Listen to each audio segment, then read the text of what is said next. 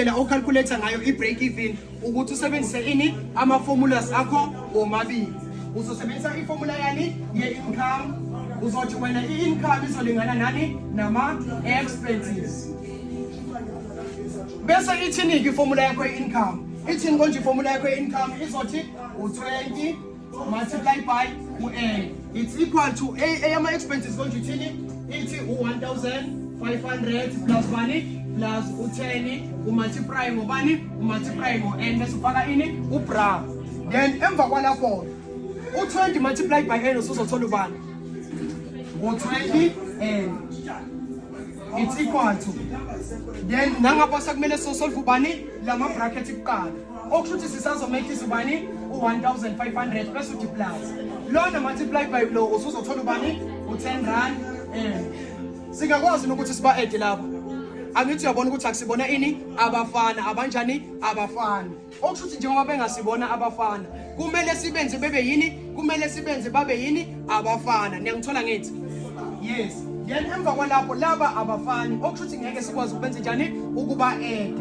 Ukhona inofana no-10n. Ubani ofana no-10n u-20n. Okusho ukuthi nangu umuntu ekumele simenze njani simjumpise isayini simlethe kuphi simlethe ngapha. Okusho ukuthi ngapha sizosala no-20n1 we-income si-minus. Then uyamkhumbula lona ukuthi ube njani ube positive. Mase simtranspose simjumpise isayini usezoba njani usezoba negative. Sezoba u-negative bani u-10n. Usezosala ubani u-1,500. Mawuthi 20 minus 10n usuthola ubani ubani u-10n.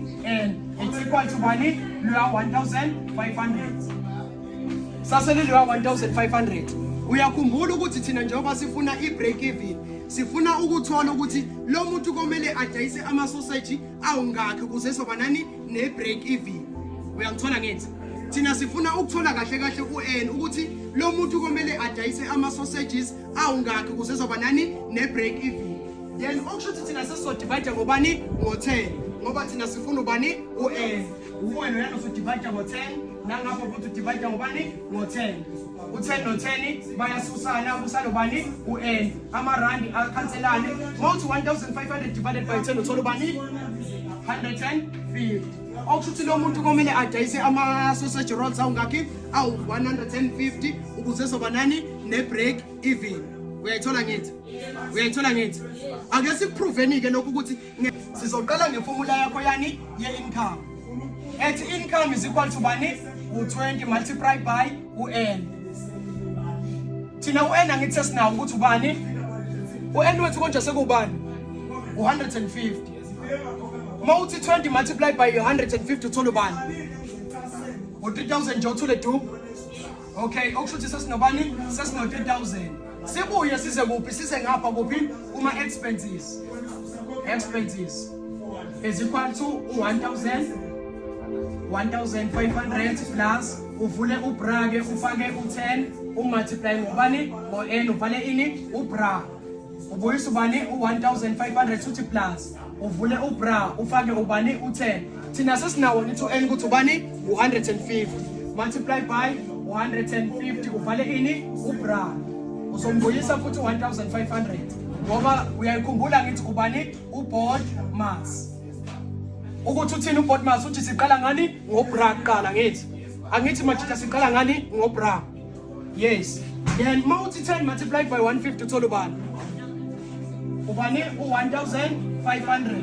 Mawuthi 1.5 plus 1.5 uthola ubani angithi yabona sesinayo-ke ini i-break even.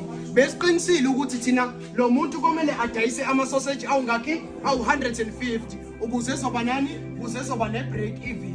Nansi i-income ilingana nani nama-expenses. So that's why thina sizothi masichaza igama elithi i-break even. I-break even yini? Sithi i-break even it is when income and expenses are equal. Bese siba nani ne-break even point. Une-break even ube nani ne-break even point. Kwi-break even point-ke wena usuchaza usuthi ni mawuchaza i-break even point usuthi i-break even point it is the point where income and expenses are equal. But makuthiwa wena chaza the term break even u-point awumfaki ngoba thina sikhuluma ngani, asikhulumi ngama-point. Mawuchaza nje u-break even uzothi ukuthi uzosho wena ukuthi it is when income and expenses are equal. Say understand again. Say understand again.